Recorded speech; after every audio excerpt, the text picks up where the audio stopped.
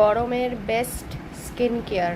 বরফ যদি তুমি মুখে ঘষো তাহলে মানে অনেক কিছু মানে যেটা সানবার্ন, তারপরে পিম্পলস যেগুলো হয় সেগুলো খুব কমে যাবে।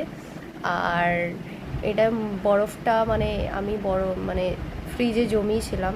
এটা যদি তোমরা মুখে ঘষো তাহলে অনেক বেনিফিট পাবে। আর আর দেখো, আমার মুখে অলরেডি একটা গোটা বেরিয়েছে, মানে এটা পেট গরমের জন্যই বেরিয়েছে। যদি আমি এই সব জায়গায় বরফ মানে স্কিন কেয়ার, এটা বেস্ট, সামারের জন্য বেস্ট স্কিন কেয়ার। এটা আমার মানে আম খাওয়ার ফল এটা।